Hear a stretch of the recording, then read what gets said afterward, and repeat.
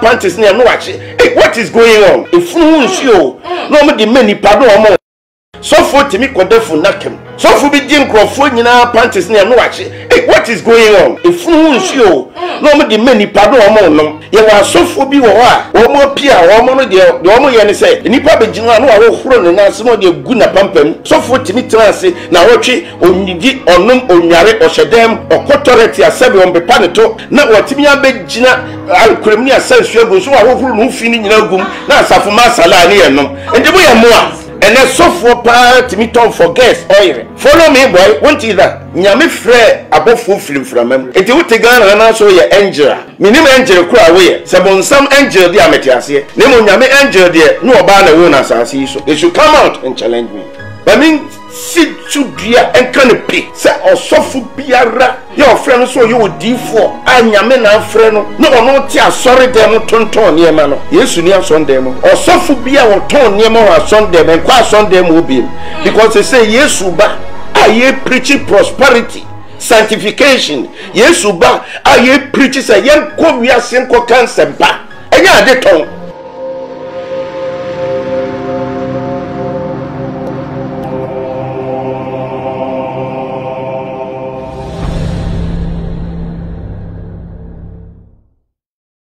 Yo, watch for me more bad by Smart Ghana TV. So, meeting the Kwajo Imana so bet me after me Iron Boy Major so kama. Nene da ponda and net upon that say me Jimmy just say they are no name say asembi esi. Na asem susi dia me fa asem no ma bone boa am wenya asem ne ho poma sibre. Nene asem a esi ni say eye asofo binom a omo Ghana ha sei. Ah, omo ton wa nontin wo ye e wo masole hey ebi mo ton enku ebi mo ton ni o ma bebre enchi moko jene omo ton ni na e we den o masole na ene mensa aka eye Apostle James Kofi Mafu e wo menchen amene ne ba be den twitwen komo na enti ewom se sofo etimi ton ade ma asori bana anase enimu sa ende ubenya anuye ewo papa nchen enti ahwefo monka me ho na menko papa nchen na menene enye den ko twetwe nkomo ene dwumadi aye die na dwuma kru ba ku bi na aso yase ma ende di dwumadi ni na ebrew eye kusi boot estate se owa bro kira opese o sig dan ewo Ghana ha me kanfu kusi boot estate e de amawo omo omre ene tema e de manipa de hiansa obefre wom enkoto asase wo bebi biala nkwanchen asase bia ade beche bo nse manso sem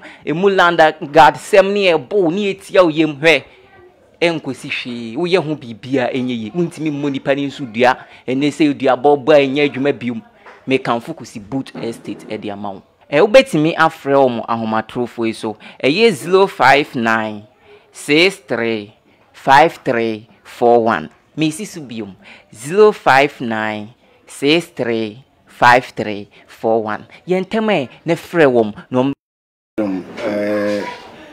shenya me adwuma se no nyejae ho nti sabi obi ahu mi adade de ote ana ote nipa de wo ye nyame adwuma ana ote bi ase so hwo ho so ye hwo ho so ya benyina che yo papa ma me bisa we eye asofofo mo Ghana hase ibi mo ton eye anointing wo ye de mankrofo fa 40 million beji anointing wo ye we 20 million e ton e bulemu nsuo ne de mankrofo ne ton ne ma bebre e wo nyame fie no e wo chonim an se sofu ebitimi aton bibisa ama na so ne ba na ana eni chonim sa medase em se asema obu say dey asem kese pa ena ekoso wo say wi emirimu enya ade a eda fom kra ekwa lockdown ba ya kasa fa ho sa em se o hwe adifo mu din kan ba bible no kire en se D4 no I won't share D4 na say. By the way, before semester no mechia ahwefo nyina obi bia obehwe mi bia mechia no Awurade enka no na won hye ne di no mie na dwen na komam na ontie mi ye pa. Me dey senior apostle James Kofi Mafo. I'm the Faith in Christ Ministry International no. Ye wo buakwa DKC. Asem obusa no asem sebe. Me a woni me kasem say nyame afam so aye adwuma bebre wo manmu atete asofo bebre ebi wo Kumasi bi wo nkran bebre abia asofo mpanimfo na de minim say adifo bi di nkan bai ne all minor prophets any friends major prophets ye kan major odifo oso ana difo mpanimfo ene ye won kwala nso ho ye hunu baabia so difo bi sore hompo etonton ne ma wa sore de bi ni musa Old Testament no kra na America no na ye onkrofobia na omso omte Moses akonwa so Jewfo no na omo na hyase se dru baabi no na nyame fie ankasa no ya destroy ho so omo digwa wo fie nyame fie ho nti Yesu Kristo baaye no na ewo ni nhihye mu na ewo ni dwumadie mu se oso obowura ono ankasa ni fie ya dane no adwade bre so fi se sa Farisifo no bibia ye nipa ni so keke ba no nyamesom o mosom na nso nyame ni o chekere ne maso no no ankasa nso na msum ase na oye ne ope nti me kwa question na obusa no so before say me kasa no me ya no ma me quotation we nchira wansa Matthew 21 verse number 12 and 13 wa say na Yesu kwa asoro fie na okopam wona oton ni wona otofri asoro fie ho no ka sikasesafo apono ni wona oton mbronoma nkonwa butui no say won say wa kire say obefre mi fie empaibo fie na mode aye adwutwafo bon amen okobrofo no a ye kan adwutwafo bon na o say a den of thieves akromfo word akromfo enti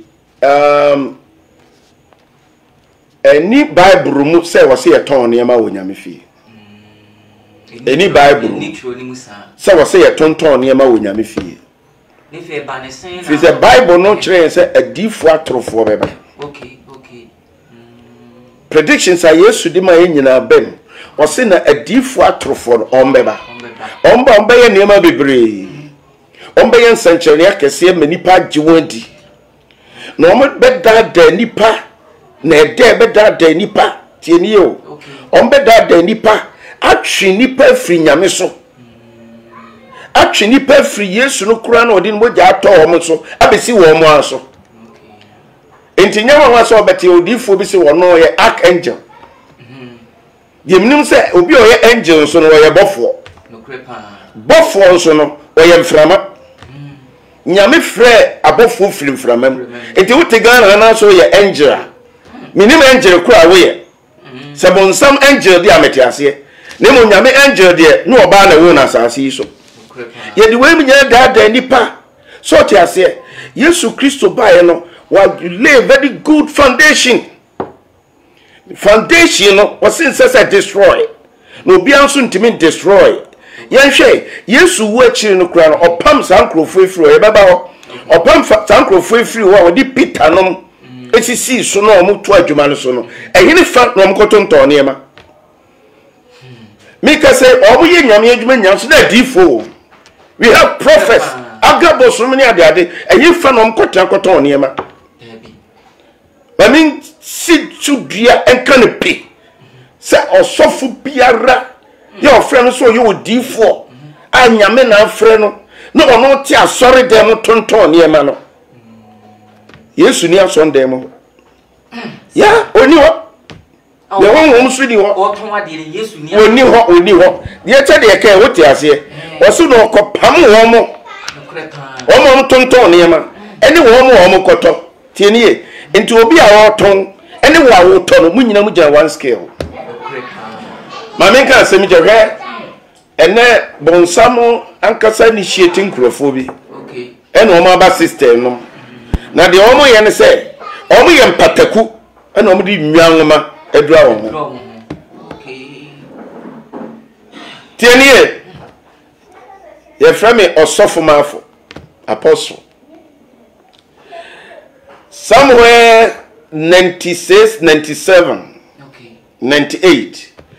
A different normal sorry club at that time. No, many software the kick on me a program. 13 days program Kumasia. Yes, Papa, we need packet was. Oh, yeah, Juma.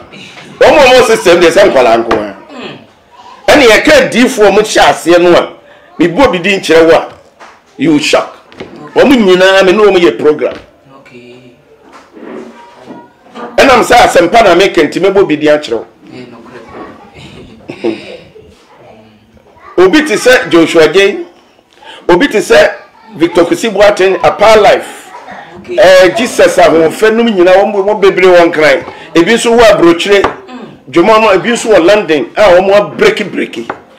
Now, I'm a time no near you won't maybe say. Near 10 some be say. Say no better so deep for be a cocumunipa. Acquire rituals.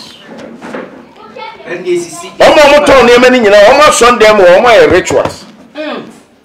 Don't know rituals. And I been so what? Almost and I'm for no influence on Quadia drew, Quaya she, but Azan, no more. Azan, no more. And then Crawford Cochicha, oh, no more be a dance here. Not just say, or Jens and China, no, that down. We be there dancing now, 2 man, see about you so, yay! Papa, maybe, sir, say soft food to me, and nipa, it will be cautious. Say, be a 1 year, Yali for being now. Aye, dear, cost be brave. But no credit. Nina, maybe a quotation, the actual. Okay. A Azan and no more. And a baby, no one so I jedro. So, here, Mamma John, Jesus Christo. My Bible cham say, all Shanna Jumason or mountains for Bompire. Bonsam Cosso, anyway. No catch and say, so no ye Yameba. What I say, come then on any book. Manning a pound no money. The Atosumi Yameba was in Okujina a Sundown, Jerusalem, Sundown 10 so. So, or ye Yameba and Pa, ya trauma. Say, ye best one for another song on some Nanam Pimo walk. Let me tell you, someone in Bible from Genesis to Revelation. It is a song for me, general quotations. No, no preaching many person. Bible so one more back and I'm going to be one. The whole world will be already be or so for be our tone near more Sunday and quite Sunday will be because they say yes, Uba. I hear preaching prosperity, sanctification. Yes, Uba. I hear preachers a young come here, simple cancer back. And yeah, they tongue. And when you dream, only the Pataguma a drum wine saying Yano, and no more be rule remunity. A bit tonku, a bit tonkusia, a bit toye. The Nadia so phonocracy oil, a muna 2 million hour. Prosperity oil. Oh, where the year will show as oil in you. What do I say? Virgin oil, a ship. Depending on virgin, we'll say what of virgin oil. And then so for part to me talk for gas oil. Follow me, boy. Won't you that? You can follow me, boy. I for gas oil. No. Just a Sunday morning. Get some go for dinner. Do not know I come for. I'm telling you. What me I come for? And on the Bible also because we could to bosom and we good son sir. It was soon into a bar out to a new door. We call heaven. We didn't say so for me creating because a heavy you know. Oh my! We didn't so for me to make the years to attempt. No crepa. So no, I hand you the years to attempt. How many woman train nearby? Woman train nearby. You move in a gospel defenders. We are going to defend the gospel. Yamakwamo be and say Yamejuma. Hallelujah. 10 years, Massa. As someone I be some men of many anjepa because me that drink Kessie, omu ba system ya safu makwa bebe dwaneko. Bi wo bo what ya son dem a ekunu ntra.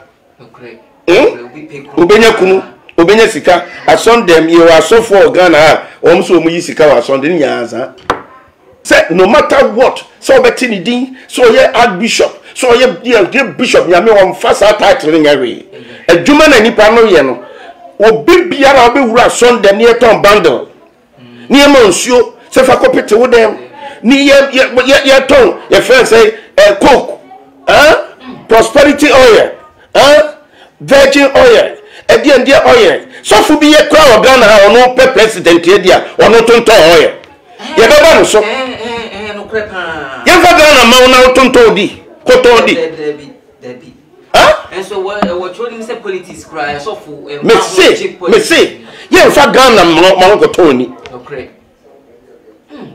who to oil who said they don't say never Ghana now ye bounce o mu nyina o ye menkola nobody will be intimi me Germany but the American say ye ni abre on edifo ni asofo mpanimfo bi okruma the genuine prophets they are unpopular you can't see them because almost show off they don't show off they don't show their worth what you say wo mu adwini nyina say wo mu twini pa adwini nyina si wiase ni mu niema enti na wo kwa sorry biewu a bebre kwa yemfa Bible awurego sam kese na yeka no Bible na mo twitu phone on fa Bible wo the Bible atofon so da bia me kana ma Sunday wo de Bible say ebedru ba bi nyame asem kra wo nya bi no watie bi bonsam wo ye crafty tie nie ami cho secret senti a wo mo atwe Bible na kogu phone so ne say ebedru ba bi no ye nto Bible bi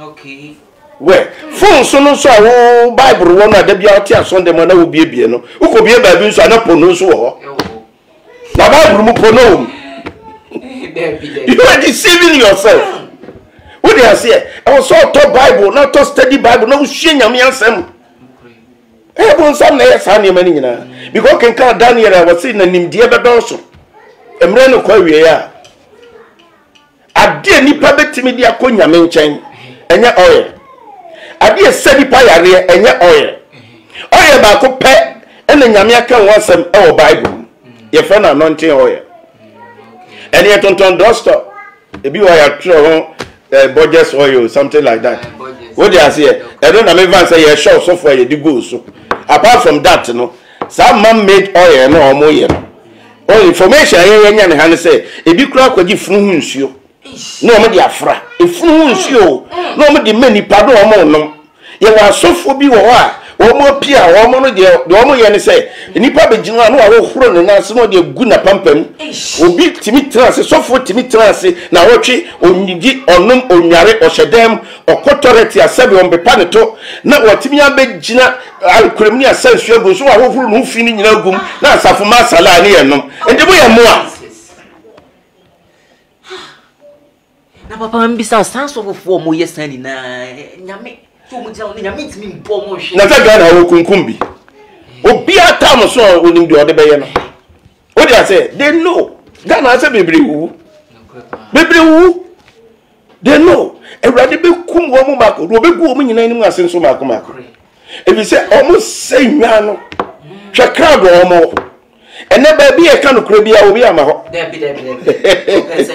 obi ama ho e bi say ye de ade na si wo mo anim say bra na beto oil o destiny besesa beto oil o dia say o betu kwan beto oil o benya sika beto oil o benya kumpa so dia say enti ye de oil sam no en eniema ye ton nyame apam wo mo sunsumo e ho nyame nte ho omo nte nyame nte ho omo ye akomfo en omo de Bible ato so dia say nyame fie ni dwa nyame fie ye ni dwa wo amen so ade bi the reason why omo yes no Bible no be kan kire Philippians 3 verse number 17 to 21 tieni yepa enuane munsuame na monhwe wona wonam sa de mo we yansususuo no nipa bebre wo a minya won ho ansem kan minya won ho ansem kan na afei nso medinisuo mereka bi o say oye Kristo asenia no atamfo. Today this is my message. The enemies of the cross. the enemies of the cross. Ye Christ asenia no ho atamfo. One na wo wieye ne oseye. Na wonyame ne wonyafuru. Wani monyam wo ani wo mu na asase so nooma na odwene. Asase so nema and womadwene. They don't think of their soul. Baby owu an kra no kono no mfa. Ono asase so nooma nko a. And no, ya ma Christopher no na we sofo na wona ka kese ma onka sofo. No kwepa. Emebi ko program bi. Na akwankwa me ko e ga me namfo. E ka ketua bi na ko pake. Misum na me preach that, you know. Eti wa na ka kese bi be sina difo bi PS kingren. Me we se crowd no nyina boage so ye. Na me se dia na ko so me za akoye pie. Obegira platform so bragesa na me call London and na me call America and na me ye we na asafo mai ye. Na me to sam say ene de chese unko abroche mai onka sofo Ghana unka brofo asofo bi kwa respect you na nimdi a me mani ntino o mayira nenam say ye ponimdi ntino ewrade so betwa yahwe brofo ya mekasa obi kasa na wusia Mimi si minshia, o se minka bidi a menka ho. Kika yesie suso. Na Roma Sunday mu a adwamamatam, unma adwamamatam. Dresses basa. Shednika tin tra tin to oba no de akekere ne to. Ya yire ne to pompe. He said it is your friends Kuba ya shede motom. Pimpi asofo ntetewa na omo ho yira ho. Enti osofu bia oton ne majai. Osofu bia oton ne majai. Bible say we are kromfo. Ene mronoma ye kan wasem bi ebi ton bi e wo ma som dem. Mronoma. Sofu timi kodefu nakem. Sa kwanchere. No pia bana ne hum fifiri na asafo ma baje so we wanya ne ye. So for be Jim Crawford, panties near no watch. Hey, what is going on? The senti a rabbit in a buffo bow. What in a buffo bow? Oh, you fake. Mrs. Say, Monsieur, oh, you fake. They should come out and challenge me. The gospel in Chinese. So for be or ton near my Sunday be away fake. Or no one can send him say we fake. But we don't know about Bonici. Bonina open a Chinese. And never out on a Sunday, Bonnie better channel. Or sin I may fear and pipe of fear. And now there you baby a crumb for a quote. And the air so nipa. Bunipa. Timi to oye ba ko no aye na oye keto bi sa na ode age 10 million. Ebi kura to bi 50 million. What do you say? Na so ko ason dem na ese baji kosua. Ya to ndi kodua wo kosua. So for ton kosua di kum nipa. So kodua wo kosua. If you see a woman, me near fit me was 60 plus. Me who could see a red will you said that. This a gun ha a Sunday be a tongue could see a red. What is this? Now Sakusian will grow never you go see a red make me who be that. Oh, Coton, no one crop for a painting. Okay, painting mamento. Painting mamento cosia. Massa, I don't preach you. Me too full. We have never grown up in a maybe a Bible, my big globe, biao. Me cannot cry natural, says some wagging, such a wagging. Na Yesuba and check, obeying any munyamodi. Ye to a cushia. Almost sacrando. I will send you out. Oh, you better go out. Go Kenya Nielsen, actually, nipa. The brave or more wrong church. Baya sofufu binom so a omo nyame afre wo mo so omo ka no musro say tie yeah yesu say ni a wo do kra no e be firi munsa ni a mimi nti o kra firi munsa no wonsa beka Ghana wa de ya fa no fo o ko Middle East ya ko bo yesu din etimi twa uti Ghana ha ye persecution ni say sa di fo we no o ya no ma suma nipa wo mun kokko no so for ti bi suma nipa se nkokko mo bi wo ya so for nipa mi kan kure kire na be sesa na wo kire na nya nkwaje wo suma se nkokko no na nya me mfa nipa ne hye won san so huntimi nku no da so ti ase ye ni abre persecution ekoso China omo kuma Christopher bebre hihia Sunday India so many places Nigeria Boko Haram kunkum ni pabasa Ghana sa de ne binia hwe Ghana the whole world we Israel Ghana na wo nyame ni wo Ghana pa Ghana ye sromoja ba ye hu asofo bi wo system no a omo di nipa ye rituals ana no metie kuo bi kra wo se ye wo asofo bi kra mo wi nipa nam cannibals wanyini ehu ba bia adina dro no ehu pa na man perifon so te obi anya ho hwe ena politics nti te obi ba TV so ena yakum nipa ena yese yenim se court the spiritual things no yan kan court dem obi the evidence ba say nipa so na ti wakum nipa why say ni akata so politics nti ni nyina enter emre no ko na wieye erade ba be fa ne de to bia wo hwe me obi a wotie me wo ye sofo wo ye difo wo ye hwan bo mode so obesesa janye ma no ton yesu di no tumi wom eche hoye no osimi mi di no no sorofo asase sofo nyina nkoto dwe nyina nkoto at the mention of the name Jesus every knee shall bow. Okay, say at the using oil.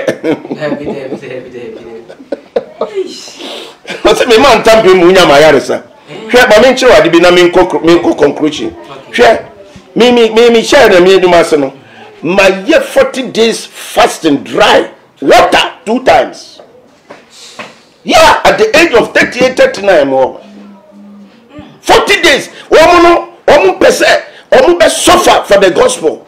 And then suffer me as a fasting from to me. And to get power free na me hono nya easy. And almost woman to me to one shortcut. By all money fasting. Only to me fasting. Me can almost say. Oh, boy, or cocra on yet. Well, course, or correct fasting or boy on yet, and may I hear a bomusi one war win a fuma. Because when it took me in there, and I was the fasting here. No, we're fasting, crab, and someone no fasting. I buy for me a fasting.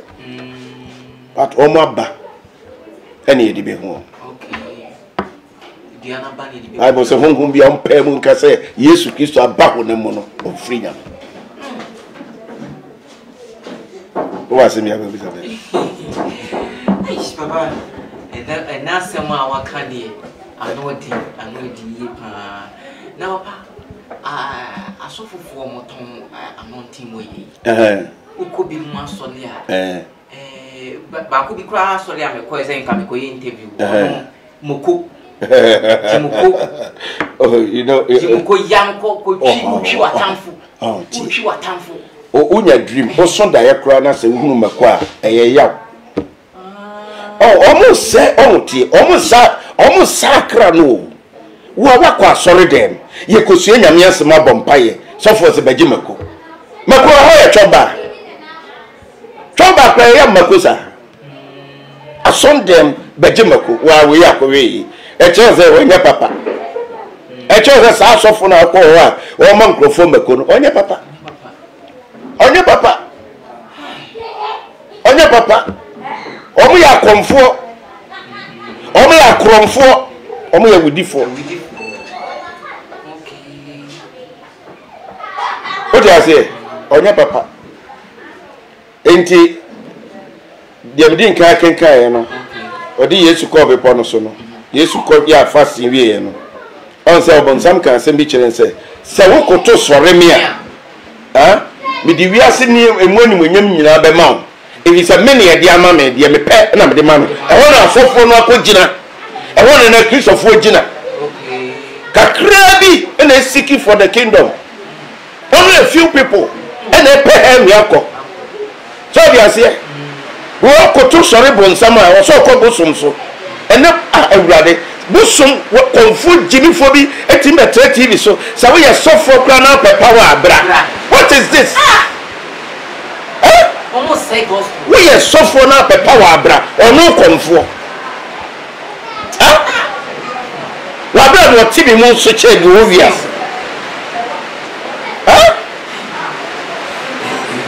unza we wo pa what one na hu nyina tete onum so wo power abra be ne power kwa ya asori and then some of the on them.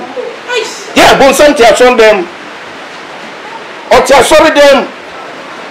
And you friend a chiwadi about mine. So for to be Pokum Nipa question the puppeteer. You friend a chiwadi about mine. So for Kotubosum. No the Jane and platform to go preach here. And you chiwadi about mine. God will punish them. They should repent. Almost it's a ready bomb so or bomb so to say so we are seeing including a default for remember so bet you woman the bonsam nya ko gujata de no yes almost sakran and then the nya meya anything na Yesu maye no or prepare crofobia we are coming out with power to destroy all their works. They know me. The whole maybe I'm with yes, so bit Tianasa. I made me a program to make a Baba and Tiania Cotia to watch. You're working me soon when I'm seeing her. But oh, Diablo. Yeah. You ain't see. I shall for yep. Apostle James Kofi Mafo. Na menene de twetwe nkomo na papa kan sem bebre waka sem bebre na minim se wosua ade bebre ewom asofofo mo ton anonten woye ewo masole onko trauma na si biom enko je because what training sa wo so ye nomie nko a yo enti papa me ma okonya na do number ene o direction sa tudwa makefo because obi wo wa watie wasem no atona koma so pese o ba yo me that's me na kasano uba menchaya be di nyame asem de bema and I'll pray for you so dia say na me nka wo mo e fi se nyame frɛ me na me de me to ho ma no yie nti no na wo dum ya dum akyɛde nti no asɛ bie ni wa na mu kato wa anya adwuma wo nya oya asɛ bia ona mu ka bia ya adwuma wo ya remi ubambo mpaye ma wo sɛ ekɔ wo problem ne bo wo mpaye wo sɛ ekɔ ya twinyam nipa adwini si Yesu so timisraw me number ni 0242 322 061 0242 322 061 Mediani Senior Apostle James Kofi Mafo wo Buakwa off Sunya Road DKC Obaba to Faith in Christ Ministry International beke ho na ne yansom ne yanko heaven obi a wotie me bia nyame insha bye bye yo enti ahefo papa na me ne kwatwetwe nkomo na ne dwuma die ya ye die dwuma ko baako misi kusibuto